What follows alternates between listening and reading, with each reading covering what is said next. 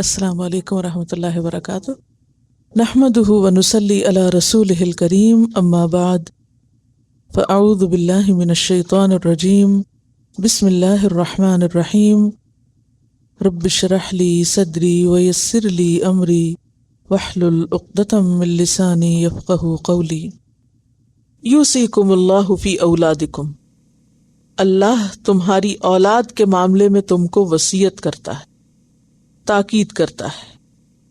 اب وہ مقرر حصے وضاحت سے بتائے جا رہے ہیں کہ کس کو کیا ملے گا۔ یاد رکھیے کہ ان حصوں کی تقسیم کا علم علم المیراث کہلاتا ہے یا علم الفرائض کہلاتا ہے، جس کا سیکھنا جو ہے وہ ضروری ہے، لیکن فرض کفایہ ہے۔ اگر کچھ لوگوں کو آتا ہو تو باقیوں کی طرف سے بھی ادا ہو جائے گا، لیکن اگر کسی سوسائٹی میں کوئی بھی نہ یہ علم جانتا اور کسی کو بھی اس کا نہ پتا تو سب گناہگار ہوں گے۔ کیوں؟ اس لیے کہ یہ وہ علم ہے جس کے اوپر لوگوں کی جنت اور جہنم کا دار و مدار ہے۔ اگر حصے صحیح تقسیم نہ ہوئے تو صرف یہ نہیں کہ دنیا میں کوئی نقصان ہو گیا، بلکہ کیا ہے؟ آخرت بھی برباد ہے۔ تو آپ سوچئے کہ کتنا ضروری ہے۔ اس کو علم الفرائض کہا گیا۔ جیسے نماز ادا کرنے کے لیے آپ کو ضروری ہے کہ آپ کیا کریں؟ نماز ادا کرنے کا طریقہ جانیں۔ اسی طرح میراث کی تقسیم کے لیے ضروری ہے کہ معاشرے کے اندر کچھ افراد ایسے ہوں کہ جو اس کے ماہر ہوں اور وہ لوگوں کو تقسیم کر کے بتا سکیں کہ انہیں کیا کرنا چاہیے۔ اور اگر کسی کو بھی نہیں آتا اور اس حکم پر عمل نہیں کیا جا رہا تو سبھی گناہگار۔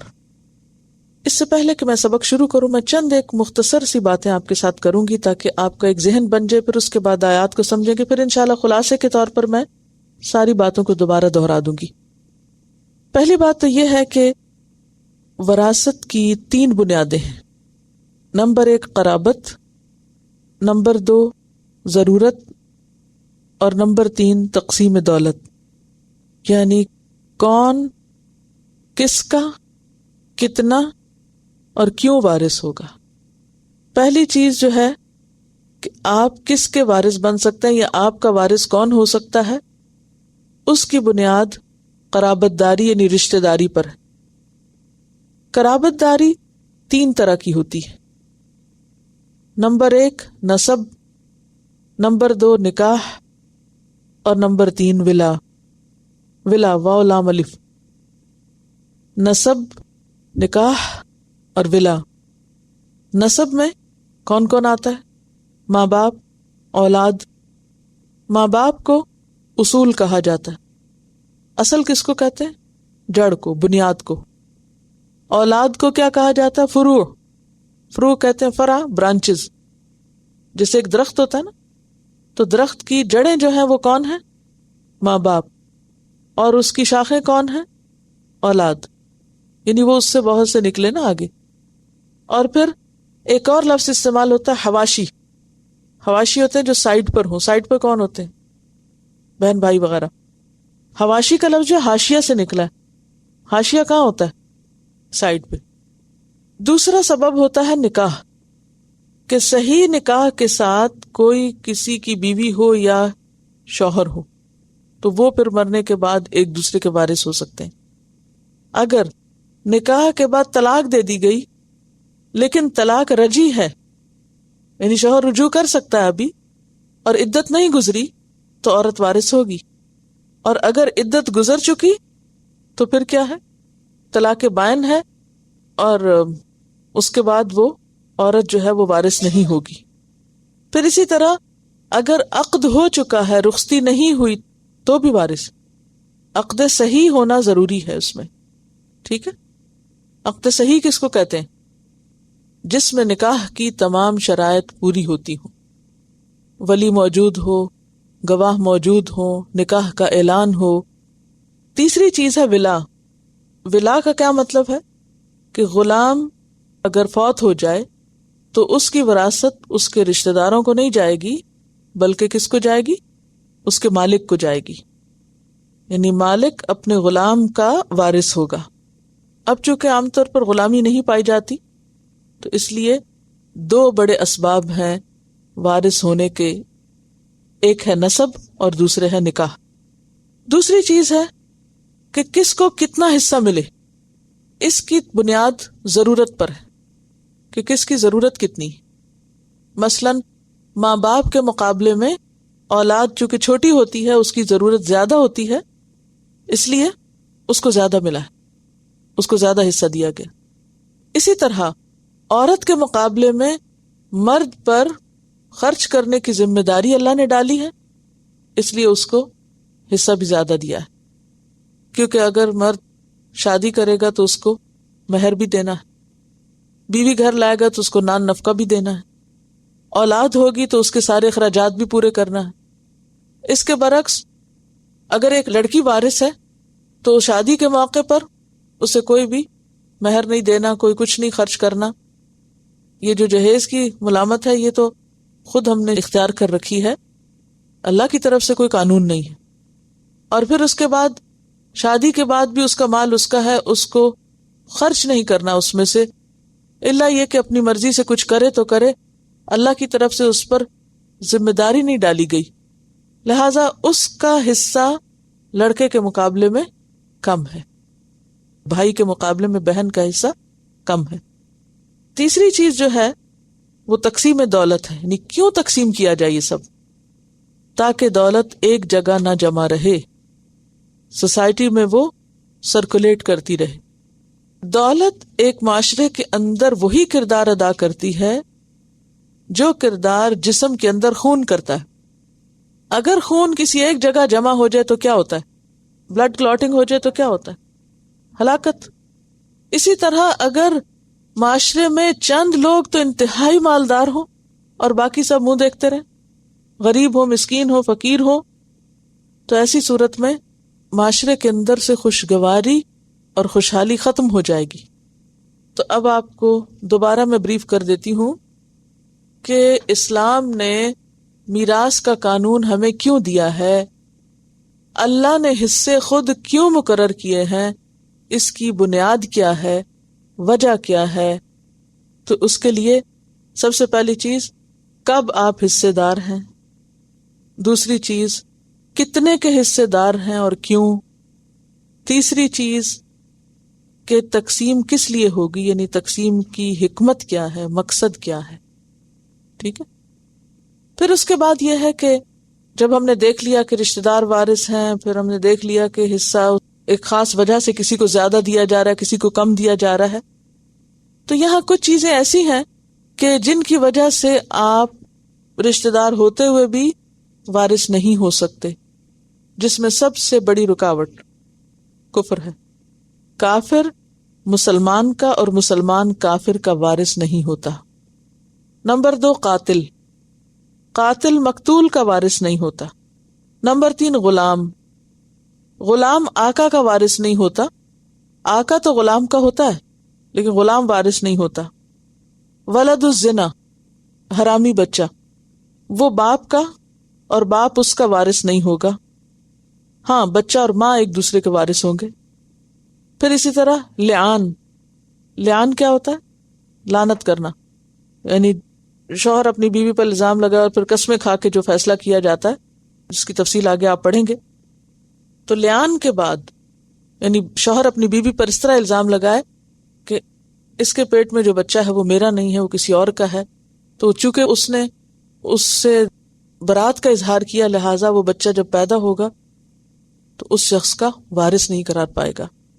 پھر اسی طرح مردہ بچہ، اگر کوئی بچہ ماں کے پیٹ کے اندر مر جائے تو وہ بھی وارث نہیں ہوتا، ہاں اگر پیدا ہونے کے 5 منٹ بعد مرے تو وارث ہو جائے گا، چند سانسیں بھی لے تو وارث ہوگا، سٹل برتھ ہو تو وارث نہیں ہوگا۔ پھر اسی طرح موت، مثلا باپ اور بیٹا اکٹھے کسی حادثے میں فوت ہو گئے ایک دم، تو اس صورت میں باپ بیٹے کا اور بیٹا باپ کا وارث نہیں ہوگا، یعنی ان کو اس میں سے حصہ نہیں ملے گا۔ ہاں اگر ایکسیڈنٹ تو اکٹھا ہوا تھا، 1 گھنٹہ پہلے فوت ہوا اور دوسرا گھنٹہ بعد فوت ہوا، تو اس صورت میں جو بعد فوت ہونے والا ہے وہ وارث ہوگا۔ پہلے فوت ہونے والے سے۔ اب آپ یہ سوچ رہے ہوں گے کہ وہ تو فوت ہو گیا تو اس نے کیا کرنا ہے؟ نہیں، پھر اس کے حصے کو اس کی آگے اولاد اور جو اس کے مزید حقدار ہوں گے ان میں تقسیم کیا جائے گا۔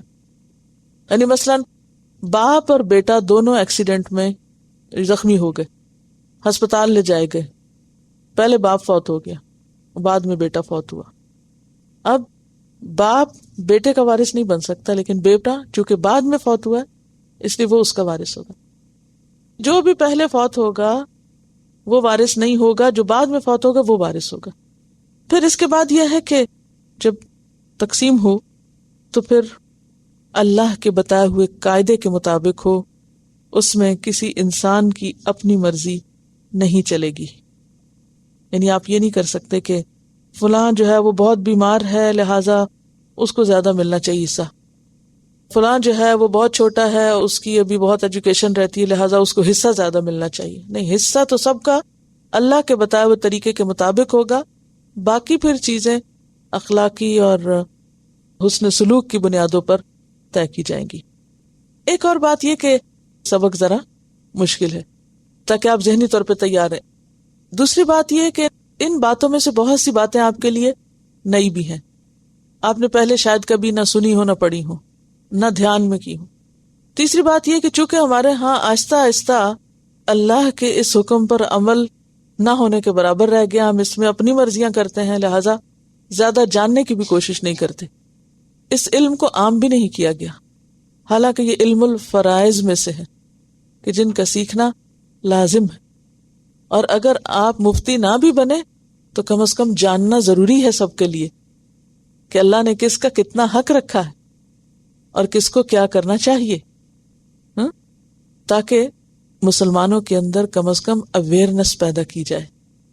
اس کے لیے کیسٹ ایک موجود ہے پچھلی دفعہ کے لیکچر کی، وراثت کی تقسیم فرض ہے، اور اس کو بھی ریلیز کرنے کا بنیادی مقصد یہی تھا کہ لوگوں کے اندر ایک اویئرنس کریٹ کی جائے، خصوصاً جہاں کسی خاندان میں کوئی ڈیتھ ہو تو صرف یہ نہیں کہ کسی ایک کو جا کے، بلکہ وہاں پر صدقہ جاریہ کے طور پر میت کے لیے سارے آنے والوں میں تقسیم کی جائے۔ کہ بعض اوقات ایسا ہوتا ہے نا کہ صدقہ جاریہ کے طور پر لوگ کتابیں دیتے ہیں، ادھر ادھر کی ریلیونٹ چیزیں دیتے ہیں، زیادہ زور تو اسے کھانے کھلانے پر ہی ہوتا ہے، کیونکہ یاکلون اموال الیتامی، تو وہ یتیم بچوں کا مال کھا رہے ہوتے ہیں بیٹھ کے دعوتوں کی شکل میں۔ تو ایسی صورت میں اگر اس قسم کی کوئی کتاب ہو یا کوئی کیسٹ ہو اور وہ سارے آنے والوں کو، بھلے کسی کا کوئی مرا یا نہیں مرا، سب کو دی جائے اور لوگ اس کو سنیں اور اس کو جانیں، تو ایک بہت بڑی صدقہ جاریہ کی قسم ہے۔ کیوں؟ تاکہ لوگوں کے اندر اویئرنس ہو کہ یہ ایسی چیزوں میں سے جس سے ہماری آخرت کا انجام بندھا ہوا ہے، یعنی کوئی معمولی چیز نہیں ہے۔ ایک شخص ساری زندگی نمازیں پڑھتا ہے، حج کر چکا ہے، روزے رکھتا ہے، نیکی کے بڑے بڑے کام کرتا ہے، اور مرتے وقت وصیت غلط کرتا ہے، ساری زندگی کی عبادت برباد ہے۔ یا یہ ہے کہ وہ غلط وصیت کے ذریعے وارثوں کو نقصان دیتا ہے، ساری عبادتیں ان پہ پانی پھر جائے گا۔ لہذا یہ حقوق العباد میں سے ہے، اس کا سیکھنا فرائض میں سے ہے، اس کا جاننا لازم ہے۔ جب آپ لوگوں کو یدعون الی الخیر کریں تو اس میں صرف نماز پڑھنے کی تلقین نہ کریں یا صرف قرآن پڑھنے کی تلقین ہی نہ کریں، بلکہ اس کے ساتھ ساتھ حقوق کی ادائیگی کی بات بھی کریں اور ذمہ داریوں کو پورا کرنے کی بھی، کیونکہ بعض اوقات اچھے بھلے دیندار لوگ اس چیز کی طرف نہیں آتے۔ دیکھیں، یہ موت تو زندگی کا حصہ ہے، کل نفس ذائقۃ الموت، ہر شخص کو مرنا ہے، اس سے تو کسی کو بھی فرار نہیں۔ تو جو چیز ہماری زندگی میں اتنی ہے جتنی ہماری زندگی اہم ہے، یعنی موت بھی تو اتنی اہم ہے نا جتنی ہماری زندگی اہم، زندگی کا دوسرا پارٹ ہے موت، اس کا جوڑا ہے، لہٰذا اس سے تو فرار ہے ہی نہیں۔ تو اگر بہت ڈیٹیل میں آپ کو نہ بھی پتا ہو تو موٹی موٹی باتیں سب آپ کو معلوم ہونی چاہیے۔ اور وراثت کی آیات عام طور پر ہم کیوں نہیں ان پہ توجہ دیتے؟ یہ ہمارے کرنے کا تو کام ہی نہیں۔ ٹھیک ہے، ہمارے کرنے کا نہیں، لیکن ہمارے جاننے کا ضرور ہے۔ اگر ہمارے ہاتھ میں نہیں کچھ اور ہم اسے کر نہیں سکتے تو کم از کم ہمیں علم تو ہونا چاہیے، تاکہ اگر ہمارے سامنے کوئی منکر ہو رہا ہو تو ہم اس کو جس حد تک روک سکتے ہو اپنی کیپیسٹی میں اتنا تو روک دیں، باقی تو پھر ہر ایک اپنے کیے کا خود ذمہ دار۔ چلیے یوصیکم اللہ. اب آپ دیکھیے انداز، اللہ تم کو وصیت کرتا ہے. وصیت کہتے ہیں تاکیدی حکم کو، کسی واقعے کے پیش آنے سے پہلے اس کے بارے میں نصیحت کرنا. وصیت کیا ہوتی ہے؟ واو صاد، یہ کسی واقعے کے پیش آنے سے پہلے اس کے بارے میں تاکیدی حکم دینا، نصیحت کرنا. اللہ تم کو وصیت کرتا ہے، یعنی ابھی ہوا نہیں کچھ، پہلے سے ہی بتا رہا ہے کہ اگر ایسا ہوا تو تم کیا کرو گے. یوصیکم اللہ، اللہ تم کو وصیت کرتا ہے، تمہیں پابند کرتا ہے. کس بارے میں؟ فی اولادکم، تمہاری اپنی اولاد کے بارے میں. یہاں آپ دیکھیں نا اللہ کتنا مہربان ہے. اولاد ہماری ہے، لیکن ان کو حق دلانے کے لیے اللہ نے اپنا قانون استعمال کیا. اور اولاد میں لڑکا اور لڑکی دونوں شامل ہوتے ہیں. اور پہلے مردوں کا حصہ، کیونکہ مرد کماتے ہیں یا مردوں کو خرچ کرنا ہوتا ہے. تو للذکری، لڑکے کے لیے، مثل مانند، حظ حصہ ہے. حظ کس کو کہتے ہیں؟ خوش قسمتی کو بھی کہتے ہیں، حصے کو بھی کہتے ہیں. بہت خوبصورت لفظ استعمال کیا، کیونکہ ماں باپ جو کچھ چھوڑ کے جاتے ہیں وہ انسان کو مفت میں ملتا ہے نا، بائے لک ملتا ہے نا. لک کے لیے بھی حظ کا لفظ استعمال ہوتا ہے. فلاں بڑا لکی ہے، انہ لذو حظ عظیم، بڑا خوش قسمت ہے. تو یہ تقسیم ہو کے آتا ہے، انسان کی خوش قسمتی کا ذریعہ بن جاتا ہے. تو للذکر مثل حظ الانثیین، لڑکے کے لیے حصہ ہے مانند حصے کے الانثیین، دو لڑکیوں کے. انثى لڑکی اور انثیین تثنیہ ہے، دو لڑکیاں. اچھا، یہاں یہ نہیں کہا گیا کہ لڑکی کا حصہ لڑکے کی نسبت آدھا ہے. اگر یوں کہا جاتا تو ایک دم لڑکی کو رنج ہوتا. انداز بھی خوبصورت ہے، اس کو کہتے ہیں قولوا قولا سدیدا، درست بات کرو. یوں ہوتی ہے درست بات کہ جو فیکچولی بھی، اپنے فیکٹ کے اعتبار سے بھی صحیح ہو، لیکن انداز خوبصورت ہو، حکمت پر مبنی ہو. تو ایک پازیٹیو انداز سے بات کی گئی ہے. مثل حظ الانثیین، لڑکے کو دو لڑکیوں کے برابر کا حصہ ملے گا. فَإِن كُنَّ، پھر اگر ہوں، نساءً لڑکیاں، فوق اثنتین، دو سے زائد، اور بعض نے کہا ہے کہ دو بھی اسی میں ہی شامل ہیں، یعنی دو یا دو سے زیادہ ہو، 3 ہیں یا 5 ہیں یا 7 ہیں، جتنی بھی، فَلَهُنَّ، تو ان کے لیے کیا ہے؟ ثلثا، 2/3، یعنی ثلث کا تثنیہ ہے. ما ترکا، جو چھوڑ جائے. کون چھوڑ جائے؟ باپ. وہ ان کانت، اور اگر ہو، واحدتاً، ایک ہی، دی اونلی چائلڈ، فلہ النصف، تو لڑکی کا کتنا ہے؟ آدھا. اب یہاں آپ دیکھیے کہ 3 صورتیں بتائی گئی ہیں. نمبر 1 میں 2 لڑکیاں اور 1 لڑکا، باپ فوت ہوا، پیچھے کیا ہے؟ 2 بہنیں 1 بھائی. بھائی کو کتنا ملے گا؟ 2 بہنوں کے برابر. گویا اولاد کے حصے میں اگر 10 روپے آ رہے ہیں تو 5 بھائی لے جائے گا اور 2.5 جو ہیں وہ 2 بہنیں لے گی. پہلی صورت یہ تھی. دوسری صورت کیا ہے؟ فوق اثنتین، لڑکیاں زیادہ ہیں. تو اب کیا ہے؟ وہ 2/3 کو آپس میں ایکولی ڈیوائڈ کر لیں گی. ٹھیک ہے، یعنی ٹوٹل مال میں سے جو 2/3 ہوگا وہ کیا ہوگا؟ جتنی بھی ہوگی، 3 ہوں گی، 4 ہوں گی، 5 ہوں گی، ان سب کو اس میں سے ملے گا. اور اگر باپ فوت ہوا اور صرف ایک ہی بیٹی تھی اس کی، تو پوری جائیداد کا آدھا حصہ اس کو دے دیا جائے گا. چلیے، ولی ابویہ، اب باپ نہیں فوت ہوا، کوئی بچہ فوت ہو گیا، بیٹا فوت ہو گیا یا بیٹی فوت ہو گئی، تو کیا ہے؟ ماں باپ کے لیے. ابوی سے مراد کون ہے؟ ابوین. ابوین کہتے ہیں ماں اور باپ دونوں. یا تو یوں کہا جاتا اموین، اور یا کہا گیا ابوین.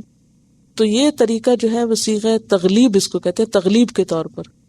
جیسے الشمس والقمر ہے نا، سورج اور چاند، تو شمسین نہیں کہا جاتا، کیا کہا جاتا ہے؟ قمرین. یعنی سورج چاند کو اکٹھا بتانا. سورج چاند ہم اردو میں تو کہتے ہیں نا سورج چاند, تو عربی میں کیا کہتے ہیں؟ قمرین. شمسین نہیں کہتے. کیوں؟ شمس مؤنث ہے, قمر مذکر ہے.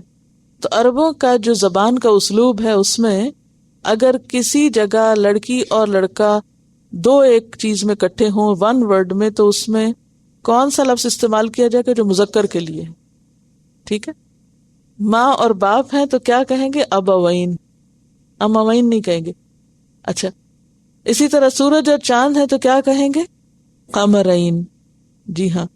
اسی طرح ابو بکر اور عمر کو کیا کہتے ہیں؟ عمرین. کیوں؟ حضرت عمر کی پرسنالٹی جو ہے زیادہ اسٹرانگ ہے, حالانکہ مقام حضرت ابو بکر کا بلند ہے.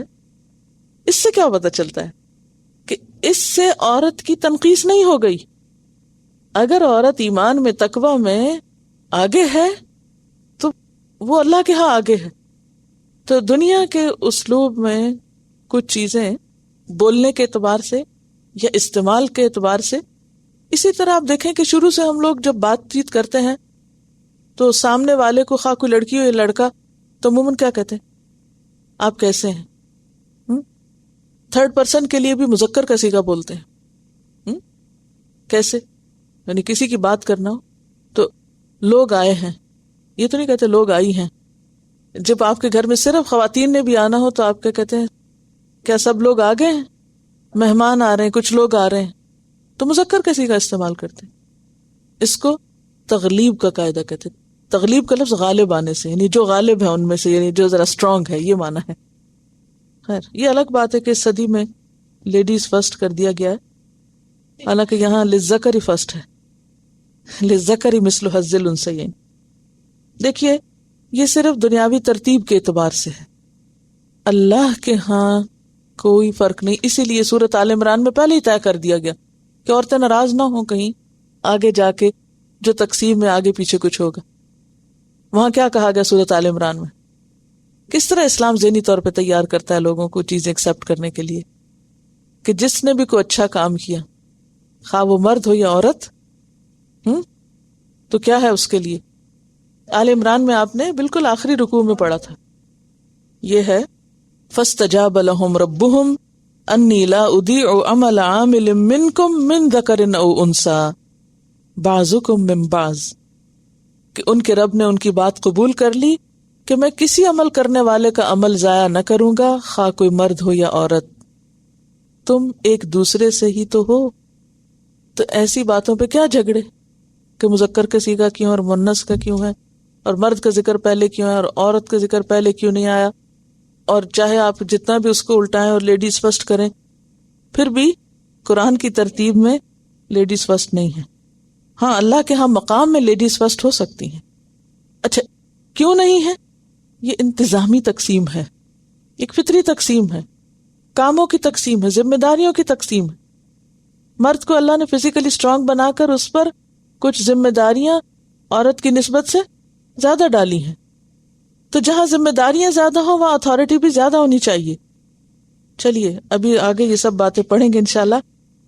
ولی ابویہ, اور ماں باپ کے لیے, لکل واحد, ہر ایک کے لیے, منہما, ان دونوں میں سے, السدس, چھٹا حصہ. اب یہاں ماں بھی باپ کے برابر حصہ لے رہی, مما ترکا, اس میں سے جو اس نے چھوڑا, ان کان لہ ولد, اگر اس کا بیٹا ہے, یعنی میت کی اگر اولاد ہے, ولد یہاں اولاد کہیں, اگر اولاد موجود ہے تو ماں باپ میں سے ہر ایک کو چھٹا حصہ ملے گا. اب آپ دیکھیں نا, آیت کے پہلے حصے میں یہ کہا گیا کہ مرد کا حصہ 2 عورتوں کے برابر ہے, تھوڑا سا دل تھوڑا ہوا. آگے جا کے کہا ہاں اگر میت کی اولاد ہے تو ماں باپ میں سے ہر ایک کے لیے چھٹا حصہ ہے. اس سے کیا پتہ چلتا ہے؟ یہ بھی کتنا خوبصورت انداز ہے نا, کہ اگرچہ عورت کو کچھ خرچ نہیں کرنا, لیکن پھر بھی کلام کی خوبصورتی آپ ملاحظہ فرمائیں, اور ترتیب کی کہ کون سی چیز کہاں رکھی, بتانا تو تھا ہی. اچھا, پھر آپ ایک اور چیز دیکھیے کہ سب سے پہلے اولاد کا حصہ بتایا گیا تقسیم میں, حالانکہ ماں باپ کا بھی حصہ ہوتا ہے, لیکن اولاد کا کیوں؟ کیونکہ عموماً یہ ہوتا ہے کہ انسان کو دینے کے اعتبار سے اولاد اہمیت رکھتی ہے. یعنی جب انسان کچھ دینا چاہتا ہے، اور عام طور پر بھی آپ دیکھیں کہ جب آپ کسی کو کچھ دیتے ہیں تو پہلے کس کے لیے نکالتے ہیں؟ ماں باپ کو بھیجتے ہیں یا بچوں کو؟ وہ ایک انڈرسٹوڈ سی بات ہے نا کہ ایک فرض سمجھتے ہیں ہم کہ بچوں کو ہی دینا ہے، سب کچھ بچوں کے لیے. ہاں؟ حالانکہ ماں باپ کا بھی ہم پر بہت احسان ہے، بلکہ دیکھا جائے تو ماں باپ کا زیادہ احسان ہے، تو ان کا حق زیادہ ہونا چاہیے. تو اسلام نے جب تقسیم کی تو پہلے ماں باپ کا نہیں رکھا، پہلے اولاد کا رکھا. حالانکہ ویسے عزت احترام میں ماں باپ زیادہ ہے. کیوں؟ وہ 3 چیزیں میں نے آپ کو بتائی تھی نا. قرابت کے بعد دوسری چیز کیا ہے؟ ضرورت. کیونکہ بچوں کی ضروریات زیادہ ہیں کس کی نسبت؟ ماں باپ کی نسبت. نمبر 2، مرد کی ضروریات زیادہ ہیں کس کی نسبت؟ عورت کی نسبت. تو جس کی ضروریات زیادہ ہیں اس کا حصہ بھی پہلے ہے یا زیادہ بھی ہے کہیں، اگرچہ بعض جگہوں پر برابر بھی ہے. یہ کیا شو کرتا ہے؟ ہر ایک کے لیے چھٹا برابر، ماں بھی برابر، باپ بھی برابر، مرد اور عورت کا فرق نہیں ہے. اس سے یہ پتہ چلتا ہے کہ اصل بات کسی عورت کی حق تلفی کرنا نہیں ہے، اصل بات یہ ہے کہ کہاں کس کو ضرورت کتنا ہے. مما ترکا، اس میں سے جو چھوڑ دیں، ان کان لہ ولد، ٹھیک ہے بیٹا ہے یا بیٹی ہے تو پھر اس صورت میں ان کو چھٹا حصہ.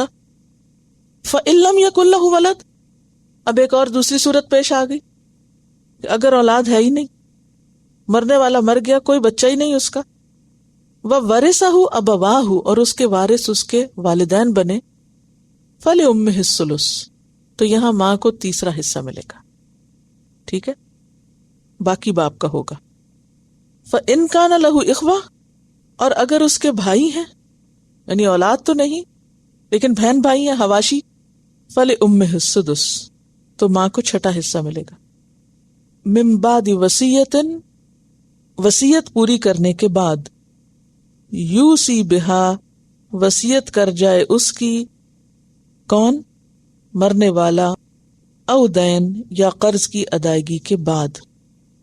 مرنے والا جو وصیت کر جائے وہ پوری کی جائے، اور اگر اس کے ذمہ قرض ہے تو قرض ادا کیا جائے، یعنی حصے بعد میں ہوں گے. یہاں پر تقسیم میراث کے علاوہ وصیت اور قرض کی ادائیگی کا ذکر بھی آ گیا ہے. یہ سب چیزیں ہوں گی کیسے؟ پہلی بات تو یہ کہ زندہ شخص کی جائیداد تقسیم نہیں ہوتی، مردہ کی تقسیم ہوتی ہے. یعنی وراثت یا میراث کہتے ہی مردہ کے مال کو. اپنی زندگی میں انسان جو کچھ دیتا ہے وہ ہبہ کرنا ہوتا ہے.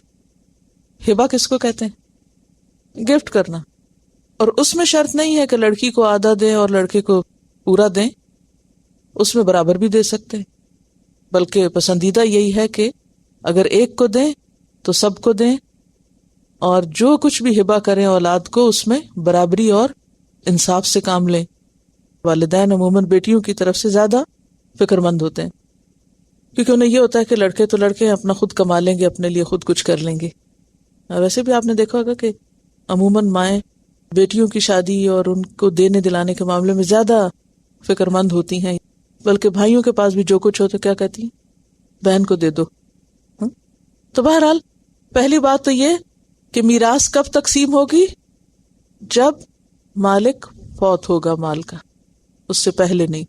یعنی اس سے پہلے گفٹ ہوگا، ہبہ ہوگا، ہدیہ ہوگا، کچھ بھی. دوسری بات یہ کہ جب کوئی فوت ہو جائے تو پہلا کام کیا کرنا چاہیے؟ میت کے مال میں سے اس کے کفن، دفن، قبر وغیرہ کا انتظام کرنا چاہیے. اگر کوئی رشتہ دار اپنی طرف سے بطور ایک صدقے کے یا خوشی سے کچھ کرنا چاہتا ہے تو وہ الگ بات ہے. مثلاً کوئی بیٹا کہتا ہے کہ نہیں، میں اپنے باپ کا سب کچھ اپنی طرف سے کروں گا، کر لے، اس سے منع نہیں کیا گیا. لیکن حکم کیا ہے کہ میت کے مال میں سے ہی اس کی تیاری کی جائے جانے کی. اور بعض جگہوں پر اور بعض ملکوں میں جیسا کہ آپ جانتے ہیں کہ ڈیتھ ٹیکس بھی ہوتا ہے، اور بعض جگہوں پر قبر کی زمین اتنی مہنگی ہوتی ہے کہ اس کے لیے شاید بہت بڑی رقم درکار ہو. پھر اسی طرح گھر سے لے کر ہسپتال سے لے کے گھر تک اور گھر سے قبرستان تک یا مسجد جنازہ پڑھانے کے لیے لے جانے تک بہت سے اخراجات اس میں انوالو ہو جاتے ہیں، تو وہ سب اس سے نکالے جا سکتے ہیں۔ لیکن اس موقع پر جو مہمانداریاں ہوتی ہیں، جو سوئم ہوتے ہیں یا چہلم ہوتے ہیں یا برسیاں ہوتی ہیں، ان پر مال میت کے مال میں سے خرچ نہیں کیا جا سکتا۔ وہ آنے والے اپنی مرضی سے خود جمع کر کے کریں، بچے کریں یا اول تو یہ ہے کہ اس کی ضرورت ہی نہیں ہے، لیکن یہ تو ایک انڈرسٹوڈ بات ہے کہ بعضوں کو دور دور سے لوگ آتے ہیں، ان کو کھانے پینے کی حاجت ہوتی ہے، رہنے کی ہوتی ہے، کچھ اور بنیادی انسانی ضروریات ہوتی ہیں، تو ان کو بھی کس طرح پورا کرنا چاہیے؟ اس مال وراثت میں سے نہیں، اور اگر اس میں مجبوری سے کرنا ہے تو سب وارثوں کی متفقہ رائے یا مشورے کے ساتھ، ورنہ اس میں سے خرچ نہیں کیا جا سکتا۔ نہ ہی کوئی میت کے لیے صدقہ جاریہ کے طور پر اس کے مال میں سے کچھ اٹھا کے دے سکتا ہے۔ اس کے بعد یعنی کفن دفن اور اگلی چیز قرض کی ادائیگی، یعنی سب سے پہلے قرض ادا کیا جائے گا۔ یہاں ہم دیکھ رہے ہیں کہ قرآن پاک میں قرض کا ذکر بعد میں، وصیت کا پہلے، لیکن حدیث سے پتہ چلتا ہے کہ پہلے قرضہ ادا ہوگا۔ کیوں؟ کچھ معلوم ہے آپ کو کہ قرض کی ادائیگی پہلے کیوں؟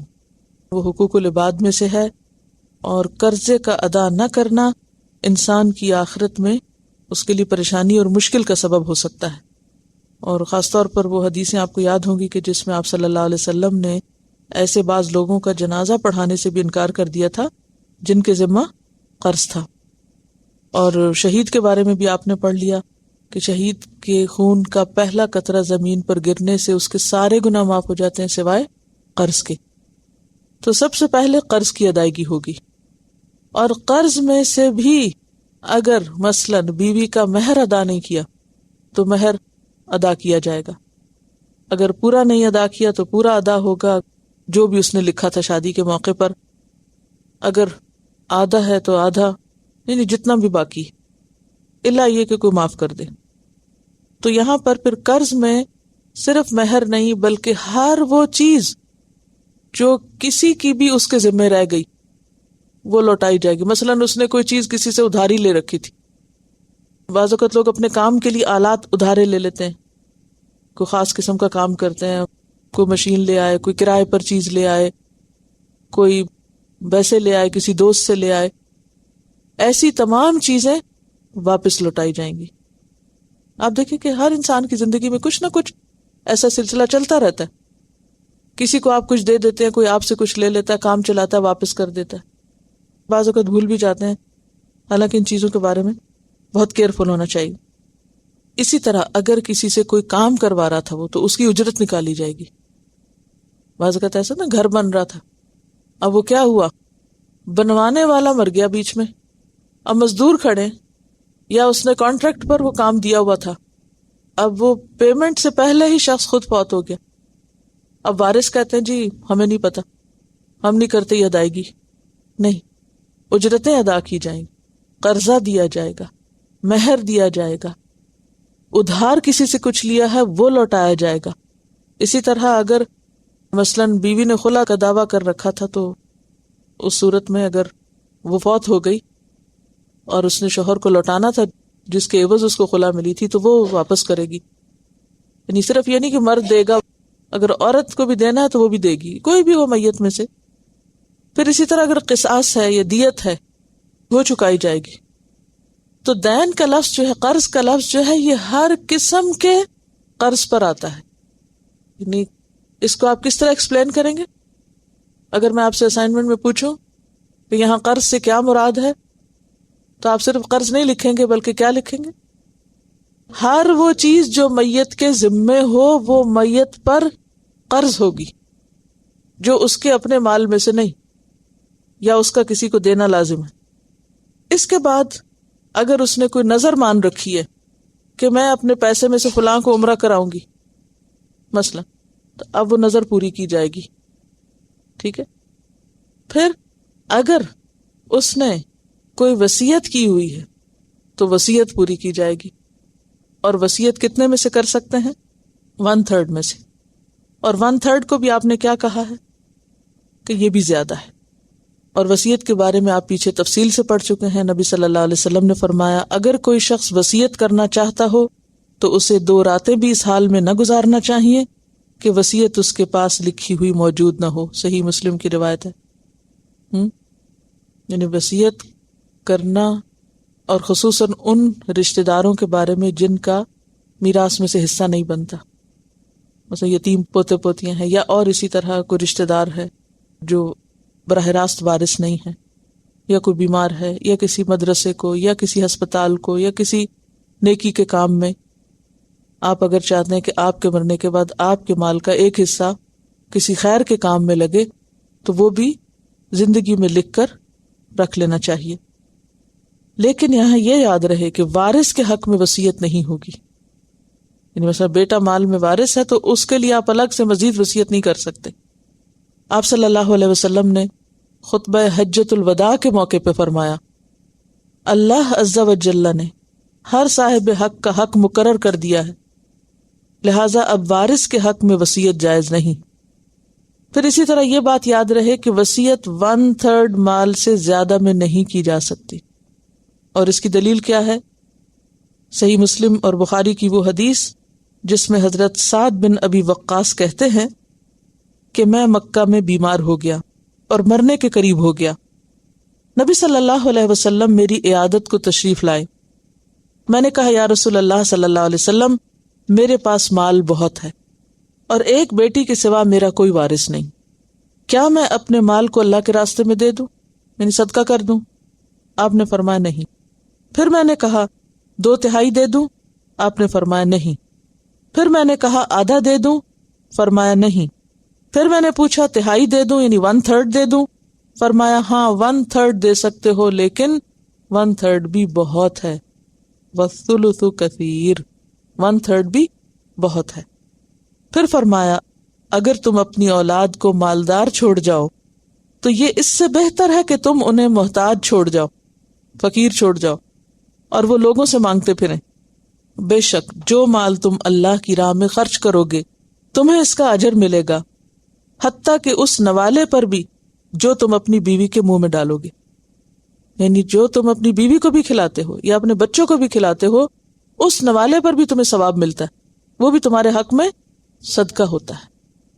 تو اس سے کیا پتہ چلتا ہے کہ وصیت صرف 1/3 میں کی جا سکتی ہے، اور اگر 1/3 سے بھی کم کی جائے تو زیادہ پسندیدہ ہے. اور اس صورت میں تو انتہائی ناپسندیدہ ہے جب انسان کی نیت خراب ہو. کیا خرابی؟ کہ میں اس لیے وصیت لکھ دوں کسی اور کو دے دوں تاکہ فلاں شخص جو میرا وارث بن رہا ہے اور مجھے وہ اچھا نہیں لگتا اس کو کچھ نہ ملے. وارث کو محروم کرنے کے لیے زیادہ سے زیادہ مال کو ادھر ادھر کرنا اور وصیت کرنا یہ ناپسندیدہ ہے.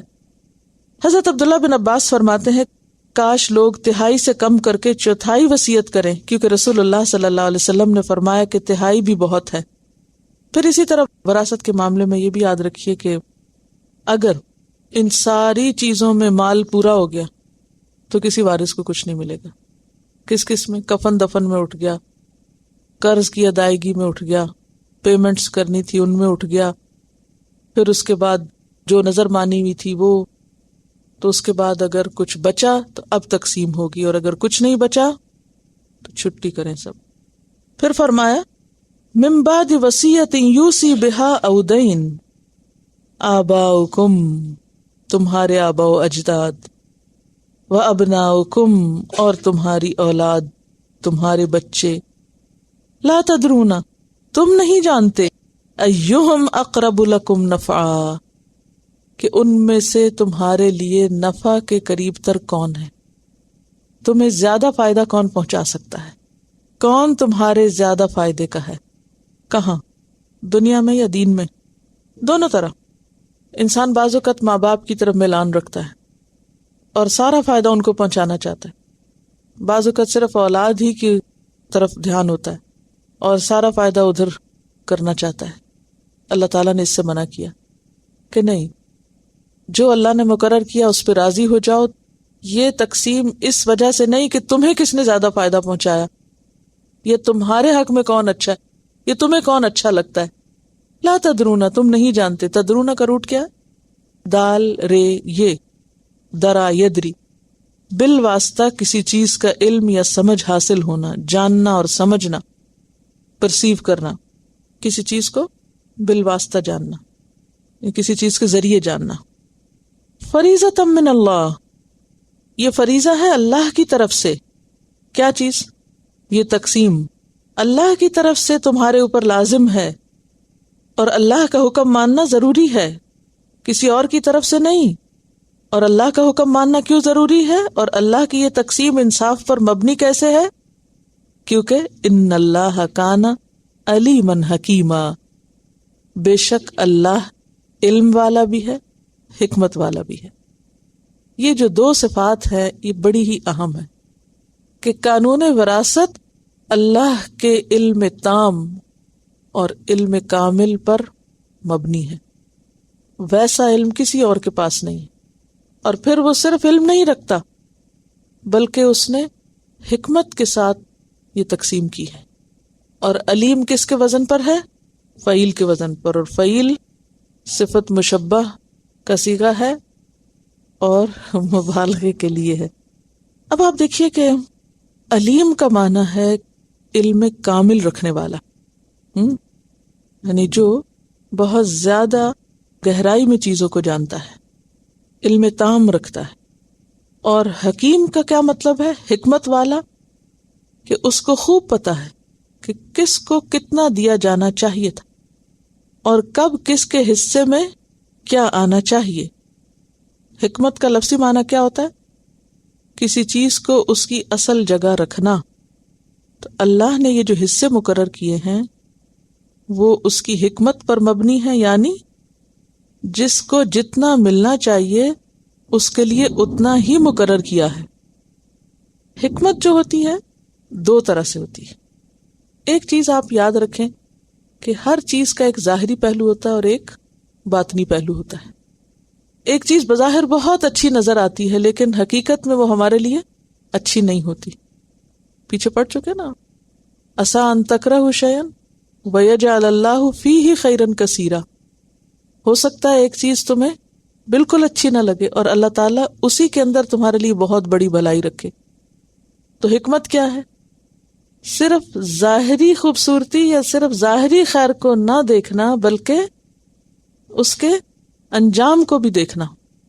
مثلاً آپ کوئی چیز خریدنا چاہتے ہیں، آپ بازار جاتے ہیں، دو چیزیں رکھی ہوئی ہیں، مثلاً یہ دو قلم ہے اس طرح اس وقت میرے سامنے، تو میرے پاس اب چوائس ہے میں یہ لوں یا یہ لوں. اچھا، ہو سکتا ہے دیکھنے میں یہ کہوں کہ اس کی شکل بہت اچھی ہے اور میں یہ خرید لوں. پھر میں دیکھتی ہوں کہ اچھا ذرا لکھ کر دیکھتی ہوں دونوں کو، تو لکھنے میں یہ زیادہ اچھا ہے جس کی شکل اچھی نہیں. اب ظاہری سمجھداری کیا تقاضا کرتی ہے کہ میں یہ لے لوں، اور انجام یا مقصود یا فائدہ حقیقت میں کس میں زیادہ ہے؟ اس کے اندر زیادہ ہے. اور یہ حکمت کا لفظ حکم سے بھی، حکم فیصلہ کرنے کو کہتے ہیں، یعنی حکمت فیصلوں کی بنیاد بنتی ہے. ہم ہر وقت کچھ نہ کچھ فیصلہ کر رہے ہوتے ہیں. مثلا میں یہاں سے اٹھی ہوں، بریک میں اندر گئی ہوں، یہ میرا فیصلہ تھا کہ میں وہاں جاؤں. کیوں کیا میں نے یہ فیصلہ؟ اس کے پیچھے کیا تھا؟ ایک ہوتا ہے ظاہری وجہ، کبھی یہاں بیٹھنے کی جگہ نہیں، چلو وہاں جا کے بیٹھو. اور ایک اس کے پیچھے کوئی اور غایت بھی ہو سکتی ہے کہ ٹھیک ہے میں اگر یہاں بیٹھی تو باتیں کروں گی، وہاں بیٹھ گئی تو تھوڑا پڑھ لوں گی، دوبارہ آنے کی تیاری کر لوں گی. اب یہ جو میرا فیصلہ تھا کہ یہاں بیٹھنے کی بجائے اندر جا کے بیٹھوں، یہ بظاہر دیکھنے میں تو میں یہاں بیٹھوں تو بہت گپ شپ میں مزہ آئے گا اور اس سے بھی ملیں گے، اس سے بھی ملیں گے اور انجوائے کریں گے، کچھ کھائیں پیئیں گے سب کے ساتھ مل کے. لیکن ان سب چیزوں کو چھوڑ کر ظاہری طور پر جس میں کوئی مزہ اور آرام نہیں، اس میں کیا ہے؟ دوسری طرح تو اس کو چھوڑ کے اس کو لینا، وہ صرف ظاہری کو نہیں دیکھ کے بلکہ انجام اور مقصد کو سامنے رکھ کے ایک چیز کو اختیار کرنا جو ہے وہ کیا ہے؟ یہ حکمت کا تقاضا ہوتا ہے.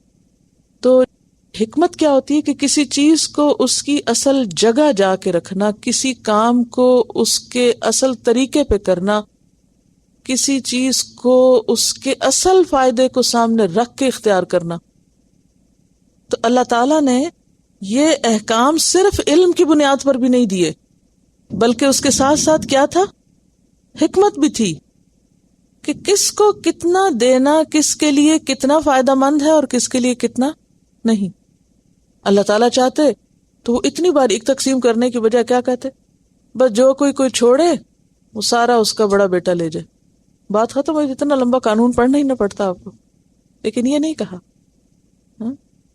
ایک ایک کا حصہ بتایا، اور پھر اتنی خوبصورت ترتیب کے ساتھ، اور آغاز کتنا زبردست کہ یوصیکم اللہ ہو، اور پھر پہلے اولاد کی بات کی، انسان کی نفسیات کو سامنے رکھتے ہوئے، پھر للذکر مثل حظ الانثیین کی بات کی، پھر اس کے بعد زیادہ بیٹیاں ہو تو کیا ہو، ایک ہو تو کیا ہو، والدین کا کتنا ہے، اگر اولاد میت کی ہے تو والدین کو کتنا ملے گا، نہیں ہے تو کتنا ملے گا، اور اگر بہن بھائی ہیں تو اس صورت میں کتنا حصہ ہوگا. اور یہ ساری باتیں کر کے پھر یہ سمجھایا کہ دیکھو تم اپنی عقل کو ایک طرف رکھو، تمہیں نہیں پتا، کیونکہ بعض اوقات انسان کو یہ تقسیم ایسی بھی لگتی ہے کہ جس میں شاید انصاف نہیں ہو رہا. یعنی شریعت کی تقسیم پہ بعض لوگ بہت اعتراض بھی کرتے ہیں، اور ان کا دل کچھ اور چاہ رہا ہوتا ہے لیکن قانون کچھ اور بتا رہا ہے. تو کیا کہا گیا کہ تمہیں نہیں پتا کہ جس کے ساتھ تم بھلائی کرنا چاہتے ہو وہ تمہارے لیے بھلا نہیں، وہ تمہارے فائدے میں نہیں، اور جس کو تم محروم کرنا چاہتے ہو اس کو دینا انجام کے اعتبار سے تمہارے فائدے میں ہے. تو اللہ تعالیٰ کے فیصلے علم کی بنیاد پر بھی ہیں اور حکمت کی بنیاد پر، اور حکمت صحیح فیصلہ نہ صرف یہ کہ کسی چیز کے ظاہری پہلو کو سامنے رکھ کے کرنا، بلکہ اس کے انجام کو بھی سامنے رکھ کے کرنا، غایت بھی سامنے ہو اس میں. اور پھر آخر میں دوبارہ فرما دیا گیا فریضۃ من اللہ، کوئی بیچ میں اعتراض کی گنجائش نہیں، اور کسی بھی قسم کی اس میں آبجیکشن نہیں کی جا سکتی، کیونکہ یہ اللہ کی طرف سے، اور کسی قسم کی اس میں تبدیلی نہیں کی جا سکتی. ایسا کرنا ہوگا، ایسا کرنا لازم ہے. تام کا مطلب تمام، تام و پورا، تمت، تام. اصل میں عربی کے لفظ مختصر ہوتے ہیں لیکن بہت جامع ہوتے ہیں. مشکل یہ ہے کہ ہماری اردو بھی کمزور ہے، اور اس پر اگر تھوڑے سے عربی کا اضافہ ہو جائے تو اور مشکل پڑ جاتی. لیکن اب آپ مجھے بتائیے کہ اگر میں یہ کہوں علم تام، یعنی تام میں تمام آ جاتا ہے، ٹوٹیلٹی میں بات ہو رہی ہے کہ اللہ کا علم جو ہے وہ تام ہے. اب اس کو اردو میں ٹرانسلیشن کریے، کیا کہوں، کامل کمال سے ہے. تام والی بات پھر بھی نہیں آتی، وہ لطف بھی نہیں آتا ہے، وہ زور نہیں آتا. اب اتنی عربی تو آپ سمجھ لیں، اگر آپ اپنی اردو میں اتنے انگریزی کے لفظ بولتے ہیں تو کوئی جرم نہیں اگر کچھ عربی کے بھی بولنا شروع کر دیں. وآخر دعوانا ان الحمد للہ رب العالمین. سبحانک اللہم وبحمدک نشہد ان لا الہ الا انت نستغفرک ونتوب الیک. السلام علیکم ورحمۃ اللہ وبرکاتہ.